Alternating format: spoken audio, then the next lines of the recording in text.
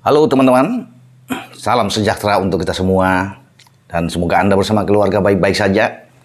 Kembali dengan saya Bung Ropan dan kita akan berbicara soal nasib dari pelatih kepala kita, yaitu Sintayong, di mana kita tahu bersama batas kontrak Sintayong itu akan berakhir pada tahun ini.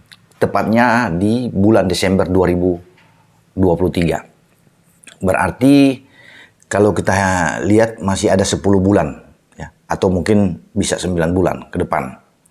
Karena kegiatan tim nasional Indonesia itu paling puncaknya ada di bulan Mei dan Juni. Karena tanggal 20 Mei sampai 11 Juni 2023 itu ada puncaknya di mana Indonesia menjadi tuan rumah Piala Dunia U20.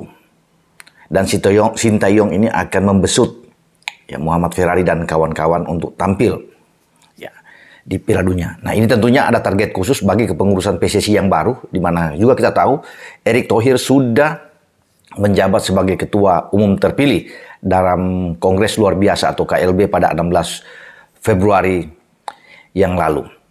Nah, masih banyak yang bertanya-tanya bagaimana nasib Sintayong ini. Sekarang Sintayong ini ada di Tashkent, Uzbekistan, membawa tim U20 kita berlaga di Piala Asia U20. Dan pertandingan pertama sudah dilewati di mana kita kalah dengan 2-0 dari Irak di grup A. Kita sedang menantikan pertandingan kedua melawan Suriah ya, dalam pertandingan yang akan dimainkan besok. Dan ini menjadi penentuan buat kita.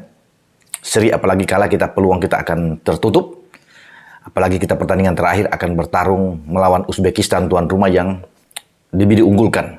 Ya. Karena Uzbek dalam pertandingan pertama mampu mengalahkan Suriah dengan 2-0 di grup A ini. Jadi penentuan kita itu ada di besok melawan Suriah. Oke. Dan konon kabarnya nasib dari STY ini memang akan ditentukan setelah Piala Asia ini selesai. Itu akan terjadi pada Piala Dunia U23. Apakah dia diperpanjang atau tidak, ini pengurusan baru ada di tangan Erick Thohir. Tapi naga-naganya mungkin ada berhembus bahwa Erick Thohir ingin melihat sampai di mana ya sepak terjang atau perjalanan tim U20 kita di Piala Dunia. Karena ini kita sebagai tuan rumah ada target khusus, harus lolos dari grup. Paling tidak dicanangkan oleh Erick, masuklah di 16 besar ya dari 24 tim yang akan berlaga nantinya. Dan sudah pasti kita sebagai tuan rumah ada di grup A. Tergantung siapa lawan kita, memungkinkan lawan-lawan akan sangat kuat. Karena Eropa itu mewakili ada 5 tim ya. Ada Inggris, Italia, ada Slovakia, termasuk ada Israel, Prancis. Ini bagus-bagus tim. Nah, kalau melihat penampilan kita bermain di lawan Irak kemarin, atau di uji coba turnamen mini, di mana kita juga kalah 2 kali, dari Selandia Baru dan bahkan dengan Guatemala. Bahkan di 2 pertandingan terakhir, lawan itu bermain dengan 10 pemain, baik lawan Guatemala dan lawan Irak di Piala Asia U20. Dan kita justru tidak bisa memenangkan, tidak bisa membuat gol sama sekali. Ya, saat melawan Guatemala juga dan di turnamen mini serta melawan Irak, ini memang diragukan tim ini ya. Walaupun kita memang sedang berupaya untuk menaturalisasikan ada 3 pemain ya, yang akan tampil di Piala Dunia, tapi itu tidak cukup. Kalau hanya dengan 3 pemain, saya pikir dengan kondisi seperti ini menghadapi Piala Dunia, semua tim ini kuat. Dengan level kita ada jauh di atas kita bahkan. Ya mungkin kalau kita bisa ada 5-6 pemain itu jauh lebih bagus. Ya kalau cuma 3 itu saya ragukan. Tapi kembali dengan nasib STY, apakah dia akan diperpanjang oleh Erick Thohir?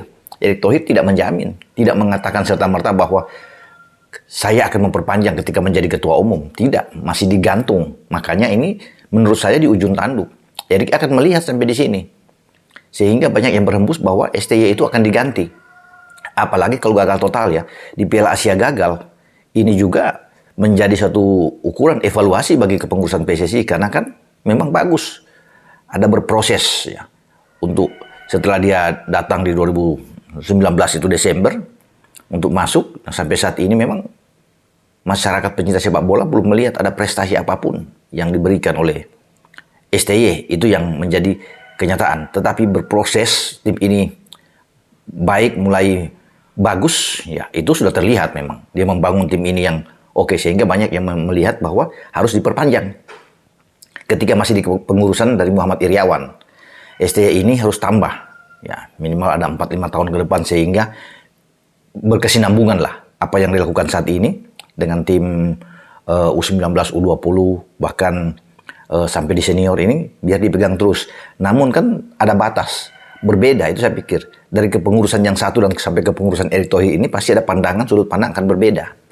Makanya pasti akan dilihat.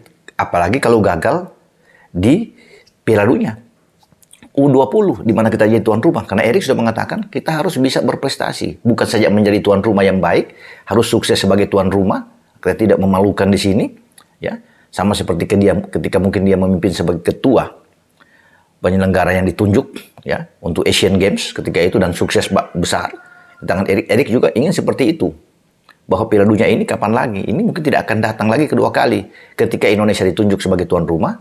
Bukan saja dari segi penyelenggaraan yang bagus, di mana tentunya diharapkan oleh Erik bahwa harus bersamaan. Tim nasionalnya juga harus bagus, makanya harus dipersiapkan dengan baik. Ya, kalau penyelenggaraannya oke, sukses, tapi tim nasionalnya itu babak belur, bahkan di grup kita kalah 3 kali, ini andaikan ya, misalnya tidak lolos, tentunya ada kekecewaan besar dari Erick Thohir sebagai ketua. Maka ada yang berseliweran itu yang sudah muncul bahwa mungkin saja Erik akan mempersiapkan pelatih baru untuk menggantikan Sintayong. Kalau memang ada niat untuk memperpanjang Sintayong, semestinya tahun ini sudah dilakukan. Atau ketika Erik menjadi ketua sudah diumumkan, Erik akan ketemu langsung dan memastikan kepada STY bahwa posisi Anda itu aman. Setidaknya aman sampai pada masa berakhirnya kepengurusan saya 4 tahun ke depan akan diperpanjang. Harus diteruskan apa yang Anda sudah lakukan dengan tim muda, berproses dengan baik, walaupun belum ada prestasi. Kita gagal di SEA Games, di Vietnam dan juga di Piala AFF 2 kali. STY memimpin, 1 ke final, kalah dari Thailand, dan kemarin kalah semifinal melawan Vietnam. Jadi ini harus dibilang oleh Erik, tapi Erik kan tidak melakukan itu. Erik masih akan melihat dengan 2 event ini. Yang pertama adalah Piala Asia di Uzbek, yang kedua adalah puncaknya Piala Dunia. Dua-duanya ini gagal total ya. Bukan tidak mungkin. Ya, akan ada perubahan di sini dengan STY tidak diperpanjang. Karena setelah habis Piala Dunia U20, ketika kita punya tuan rumah ini, itu STY tidak lagi akan banyak memimpin tim nasional kita sampai masa berakhir pada bulan Desember. Karena rencananya kan ini Piala Asia Senior, di mana STY membawa tim kita itu lolos, ya ketika berlangsung di Kuwait, masuk ke putaran final. Itu rencana akan berlangsung pada 16 Juni sampai 16 Juli 2023. Siapapun yang menjadi tuan rumah setelah Cina mundur. Nah, tapi sekarang kan Qatar menjadi tuan rumah, terpilih sebagai penyelenggara untuk Piala Asia. Qatar yaitu memundurkan bukan di bulan Juni-Juli, tapi di bulan Januari 2024. Ketika mungkin melihat bahwa suasana, cuaca, iklim sana bagus, sama seperti Piala Dunia kemarin ketika Qatar menjadi tuan rumah. Ya kan? Qatar itu dimainkan di antara November dan Desember. Nah, sekarang Piala Asia, Qatar ingin bermain di mana mereka menjadi penyelenggara Piala Dunia itu di stadion yang bagus semua itu.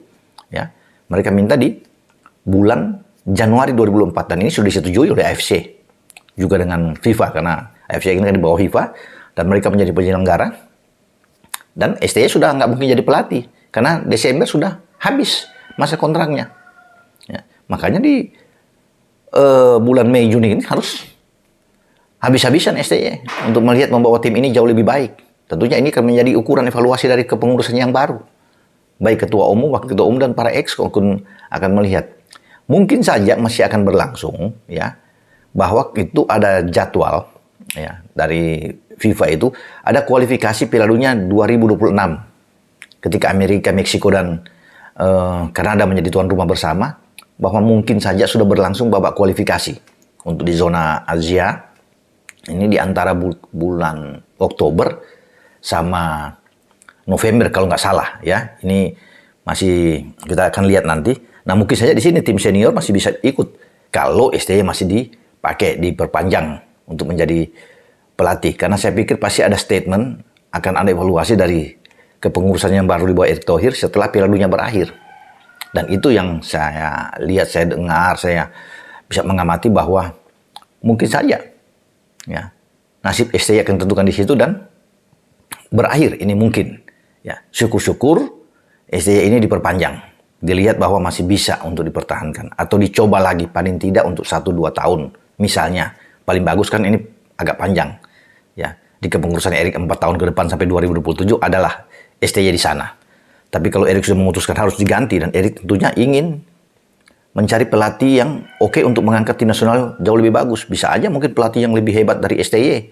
Karena Erik ini kan relasinya kan bagus. Cara berpikirnya ke depan itu oke. Jadi dia ingin bahwa sepak bola ini harus lebih baik, harus lebih maju ke depan. Di semua aspek. Ya. Dia akan menyiapkan ini bukan saja kompetisinya. Ya. Bukan saja SDM wasit-wasitnya. Akan mempersiapkan VAR. Erik sudah mengatakan bahwa dia akan mencari lahan untuk training center kita dan itu sudah dapat di IKN, sudah disiapkan ada 8 lapangan dan geraknya cepat. Termasuk mungkin untuk melihat pelatih kepala tim nasional. Karena dia ingin tim nasional ini bagus di era kepengurusan dia. Kalau gagal terus, ini sulit. Ya, tentunya harus ada prestasi. Itu ada di kepala Erik tentunya. Makanya kita jangan heran kalau dia mencari pelatih yang punya standar yang lebih tinggi dan punya nama besar. Dan mungkin karena Erik punya duit, ya dia bisa menggaji sang pelatih tersebut. Yang penting mungkin untuk bisa menaikkan level tim nasional. Karena ini penting. Mungkin Erik akan memburu selama kepengurusan dia harus ada medali emas di SEA Games. Ini yang tidak pernah dapat sejak tahun 91 di Manila. Itu terakhir. Sudah berapa banyak ya ketua-ketua yang ada di PSSI tidak bisa menghadirkan medali emas. Dan ini tugas bagi Erik untuk bisa menghadirkan medali emas SEA Games. Kalau bukan tahun ini terlalu cepat, ada tahun depan, masih ada 4 tahun ke depan. Itulah Erik. Di samping Piala AFF tentunya, di mana kita sudah 6 kali ke final dan gagal terus. Walaupun ini bukan masuk dalam kalender FIFA, tapi ini satu ajang turnamen bergengsi di Asia Tenggara yang kita harus ambil itu. Masa Singapura sudah, Malaysia, misalnya dengan Vietnam dan Thailand, kita yang harus untuk bisa menjadi juara juga. Ya, sampai di sini saya pikir pembicaraan kita dan kita menunggu nasib STY ini.